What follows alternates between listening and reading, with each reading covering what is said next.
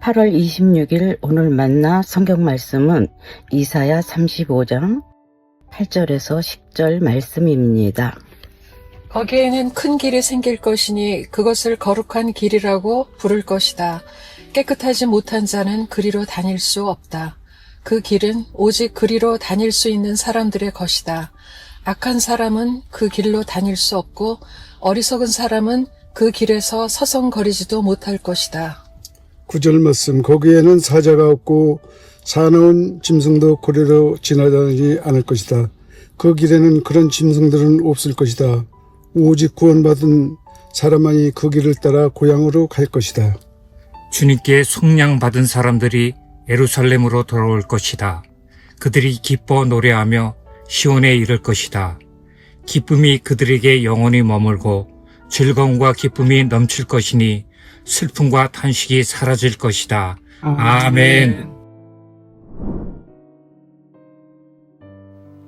오늘 만나로 만나주시는 하나님을 기대합니다.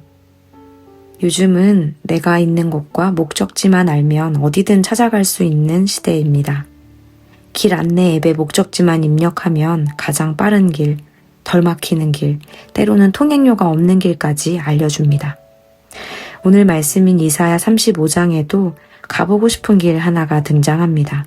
8절 말씀입니다. 거기에는 큰 길이 생길 것이니 그것을 거룩한 길이라고 부를 것이다. 오늘 말씀에는 거룩한 길이라 불리는 길이 나옵니다.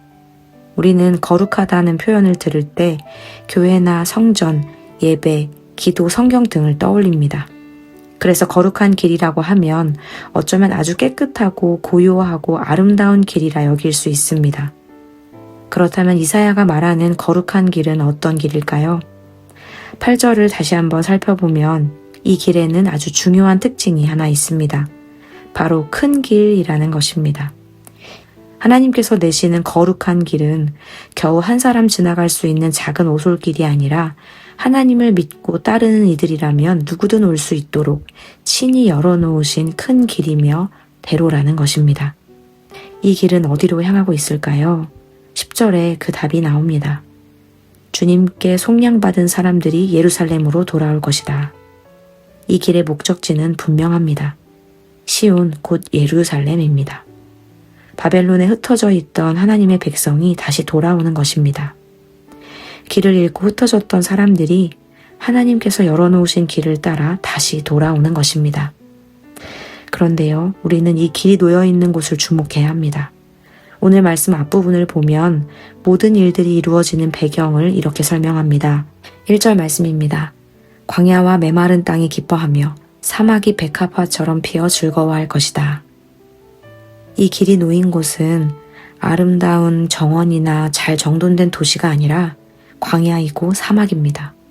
메마른 땅입니다. 그런데 바로 그곳에 하나님께서 대로를 내십니다. 이것이 우리가 오늘 말씀에서 놓치지 말아야 할 중요한 부분입니다. 사막에서는 방향을 잃기 쉽고 어디로 가야 할지 알기 어렵습니다. 때로는 길 자체가 보이지 않는 곳이 바로 광야입니다.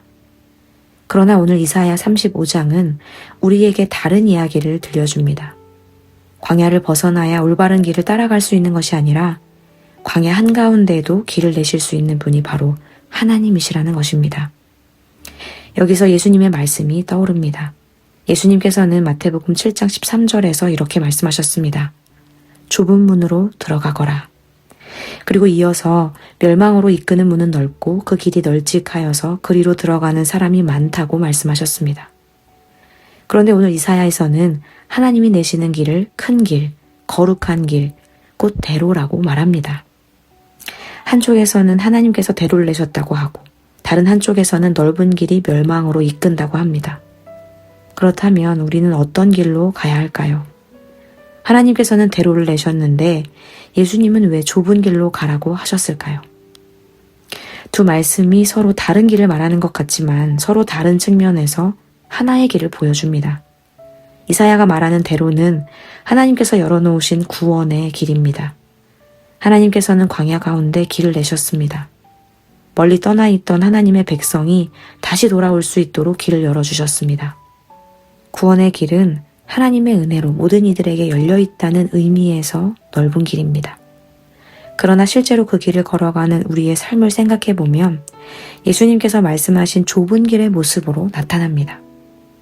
예수님을 따라간다는 것은 내가 원하는 대로 사는 것이 아니기 때문입니다. 때로는 용서하기 어려운 사람을 용서해야 하고 손해를 보면서도 정직해야 합니다. 모든 사람들이 선택하는 길이라도 주님의 말씀 때문에 포기해야 하고 내 생각을 내려놓고 주님의 뜻을 따라야 할 때도 있습니다. 그래서 하나님께서 열어놓으신 길은 은혜로 넓게 열려 있지만 그 길을 따라 살아가는 제자의 삶은 결코 가볍지 않습니다. 그러나 예수님께서 말씀하신 좁은 길이 단순히 고생하는 길을 의미하는 것은 아닙니다.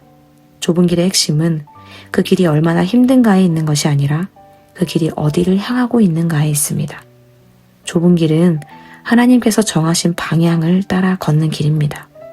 세상에는 수많은 선택지가 있고 사람들은 각자 원하는 방향으로 걸어가지만 예수님을 따르는 사람에게는 분명한 방향이 있습니다. 내가 원하는 방향이 아니라 예수님께서 가시는 방향을 따라가는 것, 그것이 좁은 길입니다. 그래서 선택권이 좁습니다. 내가 원하는 대로 아무 방향으로나 갈 수 없기 때문입니다. 그러나 그 길의 끝에는 생명이 있습니다. 이사야에서는 그 길의 끝에 시온이 있습니다. 거룩한 길을 걸어온 구속받은 사람들이 마침내 시온에 이르고 그곳에서 기쁨을 얻습니다. 슬픔과 탄식은 사라지고 하나님께서 주시는 영원한 기쁨이 그들의 머리 위에 있게 됩니다. 사랑하는 성도 여러분, 우리가 분별해야 할 것은 길의 넓이나 그 길로 가는 이들의 수가 아니라 방향입니다. 하나님께서 은혜로 우리 앞에 길을 열어주셨습니다. 그리고 예수님께서는 그 길을 따라 걸어가는 삶을 우리에게 보여주셨습니다. 때로는 좁고 불편해 보일 수 있습니다. 때로는 다른 사람들이 가지 않는 길처럼 보일 수 있습니다. 그러나 오늘도 하나님께서 열어놓으신 거룩한 길을 분별하기를 소망합니다.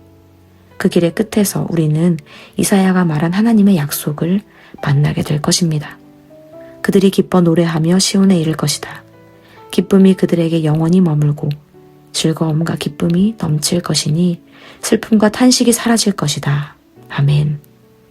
오늘도 우리 앞에 놓인 광야 가운데 하나님께서 내신 길을 찾고 구하며 예수님과 함께 그 거룩한 길을 끝까지 걸어가기를 소망합니다. 기도하겠습니다. 광야의 길을 내시는 하나님, 우리가 세상의 길 앞에서 흔들리지 않게 하시고 많은 사람들이 가는 길이 아니라 주님께서 열어놓으신 거룩한 길을 바라보게 하옵소서. 때로 그 길이 좁고 불편하게 느껴질 때에도 우리의 생각과 욕심을 내려놓고 주님을 따라 걷게 하시며 우리의 걸음이 어디를 향하고 있는지를 기억하게 하옵소서. 그 길의 끝에서 주님께서 약속하신 기쁨을 온전히 누리게 하옵소서. 예수님의 이름으로 기도합니다. 아멘. 이제 두 가지 기도 제목으로 함께 기도하겠습니다. 첫째로 오늘 말씀을 기억하며 기도하기 원합니다. 우리의 삶이 길을 잃은 사람들에게 주님께로 돌아오는 길이 되게 하시고 가정과 일터와 삶의 자리에서 주님의 길을 보여주는 사람들로 살아가게 하옵소서. 두 번째로 다음 세대를 위해 기도하기 원합니다. 세상에는 수많은 길이 있고 무엇이든 선택할 수 있다고 말하는 시대를 살아가는 우리의 다음 세대들이 무엇이 옳은 길인지를 분별하게 하옵소서. 학교, 관계, 진로와 미래를 결정하는 과정 가운데 하나님께서 기뻐하시는 방향을 찾고 구하게 하옵소서. 이렇게 기도하신 후에 개인 기도하시겠습니다.